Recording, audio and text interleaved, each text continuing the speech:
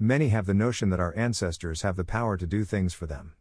I saw someone put a post stating my ancestors hear me when I talk to them. I have heard and seen many people make statements about their ancestors, which is a little bit disturbing. I'm sitting there thinking, where in the world do they get this? There is one popular YouTuber I heard once who even made a statement saying the ancestors are crying, they will avenge, they hear our cry, and even said that the young man whom Chadwick Boseman has become an ancestor. My people perish for the lack of knowledge. I think sometimes we just say things because it sounds good to our ears. Sometimes, we hear it from some well-known people, and we just repeat the same nonsense. So, let's look up the meaning of ancestors, and I will go into it deeper. Ancestor is defined as a person, typically one more remote than a grandparent, from whom one is descended. The definition of an ancestor is a person or creature from whom one is descended or who lived in the past, or a person who came before. Your great-great-grandfather is an example of an ancestor. King David and King Solomon are each an example of an ancestor of Jesus. So, an ancestor is your descendant or great-great-grandfather or someone descended who lived in the past. The point I want to touch is for those who think that their ancestors can help them, hear them when they pray to them, or can give them justice. I feel like we are living in a day where we lose our common sense because we don't seek the truth or accept it for what it is. I even hear some people who have deceased parents or family saying they are watching over them from above. They also say it with confidence as if they know for sure. If you think about it for a second, if your grandparents couldn't save themselves when they were in the land of the living, how can they help you when they have gone to sleep? I guess some people think when one is dead they gain some supernatural power. Being dead doesn't give you supernatural power or abilities to do anything in the land of the living. When one has gone to the land of the dead, or what we may call the invisible world, that individual has gone into silence, asleep, awaiting the great judgment. There's no coming back to the land of the living to do miracles or avenge anyone because they are dead. The most you probably hear from those who can see spirits is that they see them standing there. Most of these people with that ability are locked up in the psychiatric ward because no one believes them. Another way to see the dead in most cases, that's if you tap into witchcraft. I think some of us watch too much television. I mean, can someone evoke the dead? Yes. It is even referenced in the Bible, and it is forbidden.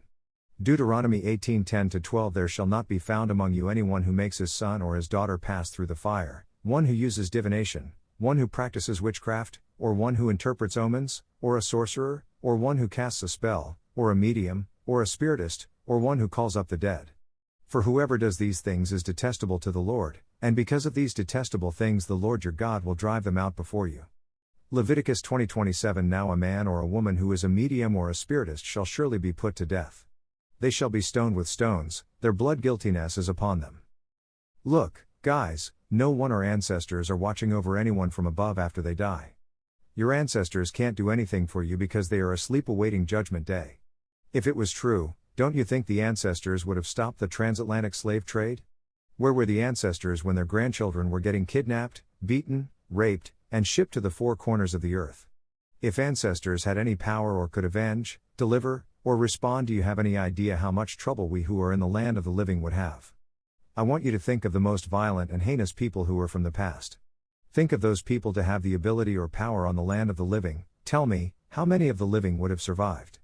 If the dead had the ability the way some people think, don't you think they would have saved their loved one from being murdered, raped, accident, or from dying? Unless, like I mentioned before, one uses necromancy or witchcraft to evoke the dead to speak to you, even then they still can't help you.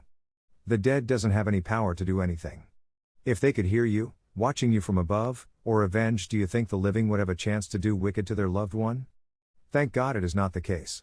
Ecclesiastes 9:5 For the living know that they will die, but the dead know nothing, and they have no more reward, for the memory of them is forgotten. Let's go to the conversation Saul had with Samuel's spirit. 1 Samuel 28:15-19 Why are you bothering me by bringing me up like this? Samuel asked. I'm terribly worried, Saul answered. The Philistines are about to attack me. God has turned his back on me and won't answer any more by prophets or by dreams. What should I do? Samuel said, If God has turned away from you and is now your enemy, don't ask me what to do. I've already told you, the Lord has sworn to take the kingdom from you and give it to David. And that's just what he's doing. When the Lord was angry with the Amalekites, he told you to destroy them, but you didn't do it. That's why the Lord is doing this to you. Tomorrow the Lord will let the Philistines defeat Israel's army, then you and your sons will join me down here in the world of the dead. Samuel was telling him things he told him before he died. You see, even if the dead can hear you, they do not have access to cross over the way some of you think, unless witchcraft is used, even that the dead still can't help you. We are living in between two worlds, the seen and the unseen. The visible and the invisible. The spirits that can and have the power to take control of the heart of your mind are Satan's or Mistema's, whom we also call the chief of the watchers who serve him. Those are the only spirits in the invisible realm that can harm you mentally once they take over the heart of your mind. Understands that they were never humans, to begin with. Even these spirits or Satan can't physically harm anyone, but they can control another individual mind to carry out their assault against the living or another human being. Unless you go to the invisible world, and that's a different story. Do you see the difference? These spirits you can cast out if you can recognize their voice, and they will flee from you. The Messiah did many times. Matthew 4:1-11. Let's read Jubilees 10:4-9. But do thou bless me and my sons, that we may increase and multiply and replenish the earth.